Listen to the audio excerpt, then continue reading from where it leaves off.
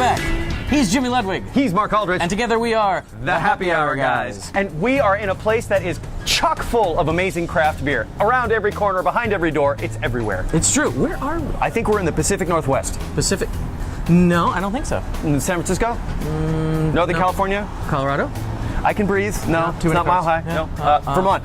I like Vermont. Vermont's I don't good. think we're there. No, there's not enough snow. Maine? Definitely not Maine, because it's not that cold. No. We're in Midtown Manhattan. That's right. New York City itself.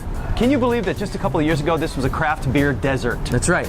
People were complaining about the fact that you could not find decent craft beer in Midtown Manhattan to save your life. Absolutely. And now, just in a few short years, the Pony Bar over there, 9th Avenue Vintners, New York Beer Company, Alfie's, Valhalla, Beer Authority, and Hell's Chicken. Don't forget Hell's Chicken. Hell's Chicken. And the folks that we are featuring today, the good people at Beer Culture. They are one of the newest entries into the craft beer world in Midtown Manhattan, and one of our favorites. They have amazing beer. They're a bottle shop. More on that later. Very interesting. And to top it all off, there's some darn nice people, some of our favorites in the industry in New York. Only been going for a couple of months, already one of Broadway's favorite watering holes, and one of ours as well. That's true. Just a few doors down from one of the Broadway houses, and already a favorite with the Broadway community, actors, stagehands, you name it. Let's talk to some people and let's wet our whistles. What piqued your interest in craft beer? How does this all start for you?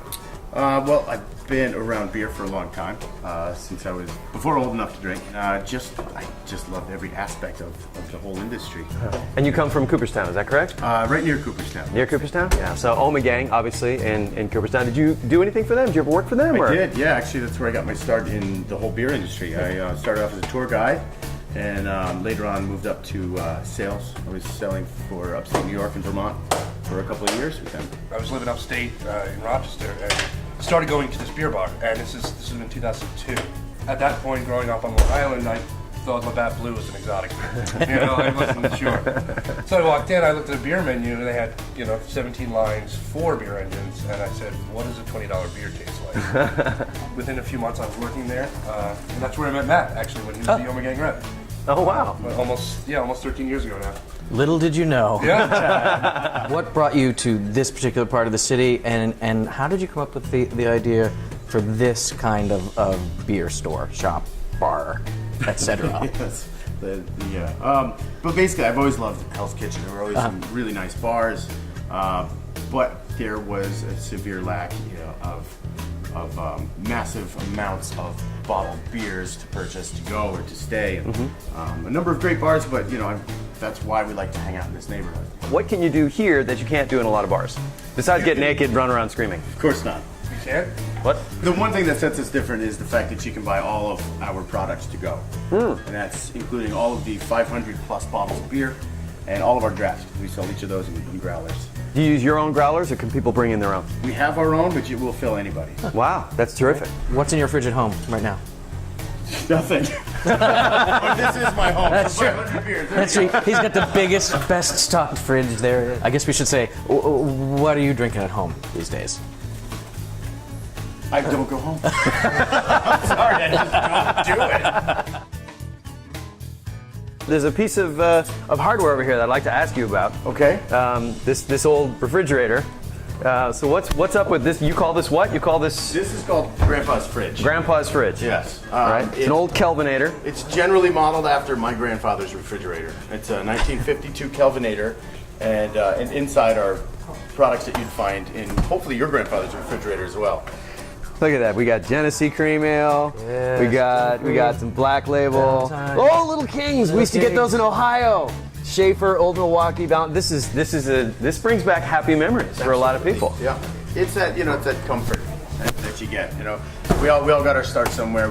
We have our memories of beer, and for me they go all the way back to my earliest memories, and this, this kind of helps keep it alive. And people, most of the time, they don't know that there's anything in there when they find out. They open it up and they give out a big old laugh. Yeah.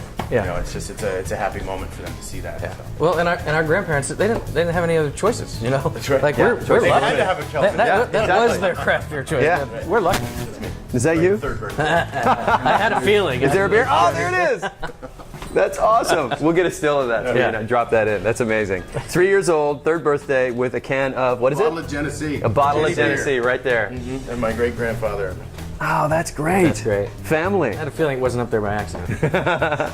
Now tell us about what you got going on here. So again, we start locally in the first store with New York State products, which bleeds into the second fridge, and we're mostly East Coast and New England. Okay. Then we move towards Central U.S. and the West Coast. And again, all of these bottles are to stay or to go. Okay. So you can tour the country and the world by drinking. And now we move into the UK and Germany, followed by a healthy selection of Belgian beers. Now we continue on with the rest of the world. There's a smitten of beers from a little bit all over the place. Yeah. And then finally some gluten-free, and a couple of local sodas from Old Brooklyn, and a small selection of NA. Very cool. And back in the corner here, your large format bottles, right? Yeah. Most of our large format beers are back here. And then we hit our seasonal rack, which is right now full of our winter and Christmas beers. Right. And then finally a few lambics. And on the bottom we have a couple of ciders. I see that. That's a fantastic selection. I mean, just this room alone, I would I know, I could probably be happy stay in back for here. days. Truth is, and we love this, there's a whole lot of great places to get a craft beer in Midtown Manhattan now. But this is the only place we know of where you can spin some vinyl, take any beer you want out the door with you, eat some pretty terrific food, and, well, hang out with some really fun folks. It's a homey place. It's a really place you does. want to come We back have some more to. stuff up front. Oh, okay. More to look at. There's more. Yeah. But wait, there's more. These are some of the more high-end, hard to find beers, and some from my personal collection that are actually not for sale. But we do have, we've got some Midnight Brett and some Allagash Confluence, some Dogfish 120, and some Worldwide Stout, Super Kitty, large format stuff, and some vintage bottles. My God, looks huge format 6 down liters. there. We've got a Semi-Klaus 3-liter and a Vertical X, which has its own lock on it. So if you get through there, you still have You're to still not, fight a little still bit. not home free. So yeah, this is where we keep the super high end and prize stuff, which we love to open this door when people want it. We're hearing a lot now about everybody's starting to talk about there's a craft beer bubble, and it's becoming saturated, and there's too much craft beer out there. What is your take on that? I think it's completely untrue. Because you see people come to the door every day that are thirsty.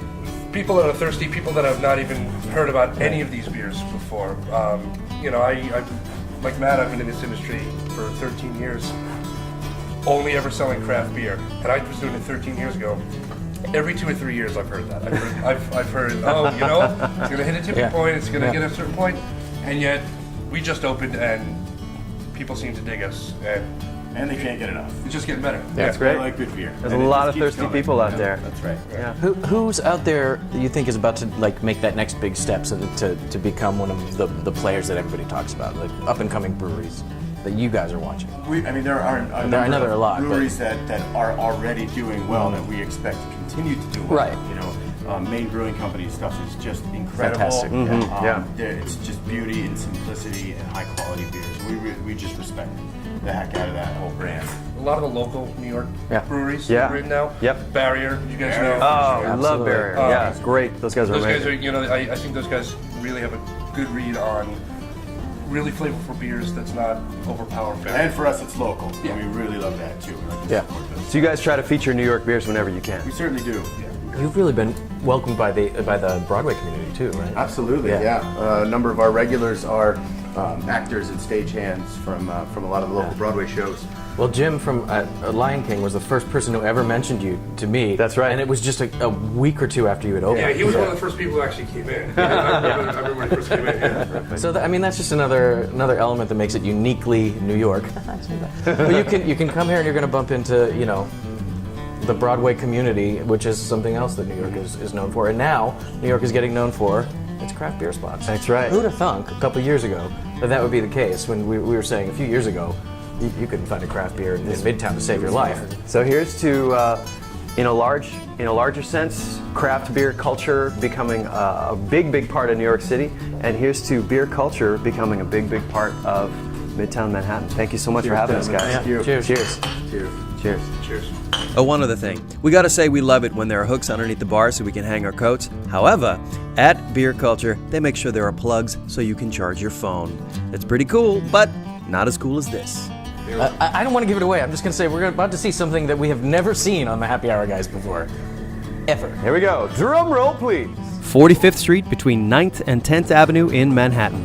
And if you're very lucky, you might just get to see the beer toss. We hope that the next time you're in New York or the next time you're in Midtown Manhattan, if you're already in New York, you will stop by Beer Culture, say hello to the great staff here. They are amazing, and they are definitely an asset to this community and to the city. We'll see you next time. Cheers. How is that? Is it good? It's really good. Really? Yeah. I'm gonna try one. Did you not try it when we were I did not. I haven't had a chance. I mean, that is an old favorite. Yeah.